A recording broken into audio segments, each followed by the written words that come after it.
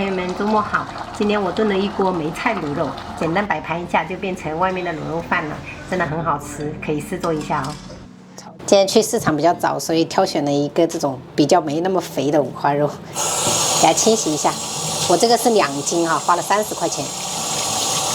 烧好过后，我们冷水入锅，加一点料酒、姜跟一个葱节，大火烧开。然后我们平时做一些梅菜扣肉啊，或者梅干菜饼都合适哈。加清水，给它泡个30分钟。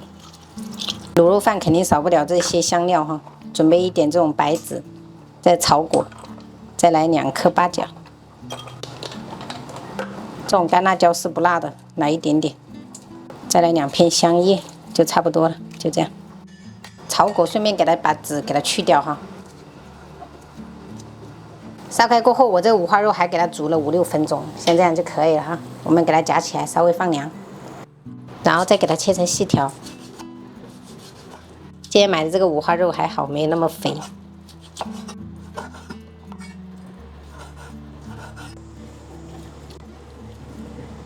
我们这个梅干菜也泡好了，用这个漏勺给它过滤一下，然后再用流水给它冲洗一下。尽量用手给它捏一捏哈，把这个水分给它攥干。铁锅烧肉，我们喷点油就可以了哈，因为五花肉本身会出油脂。先把肉给它放上去，给它炒一炒。卤肉饭好不好吃，这一步很关键的，就是要把油脂给它煸出来。等一下在拌的时候，它也不会很油腻。中大火炒了7分钟，一定要炒到这种表面微焦哈。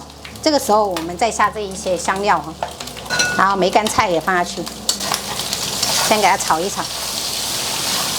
哇，好香哦！现在就是闻到很浓的香味了。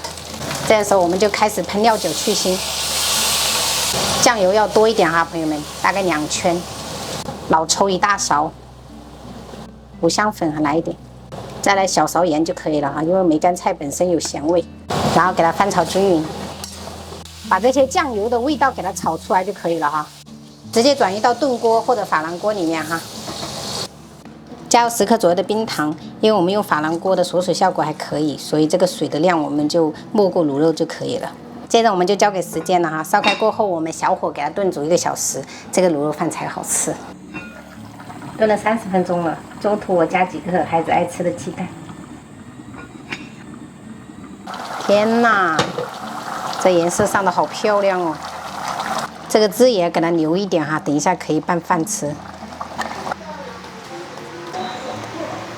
再摆几根这个生菜点缀一下，超级香的卤肉饭，好吃吗，哥哥？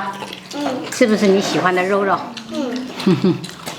本来我是卤的比较多，因为你姑姑不是说想要说有时间就带小军过来吃，结果他们下午就去中剧下午茶，做了太久，他很累又回去了，他就不带过来了。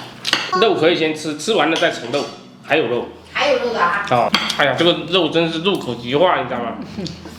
太美味了！一会儿要闻到这个香味都不得了。卤过的有味道。还有鸡蛋吗？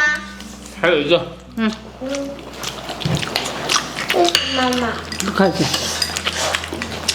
不吃了，我饱了。我已经很饱了。妈妈，等一下我们干个杯。干个杯来嘛。告一段落。我钱那么少。没事，干杯。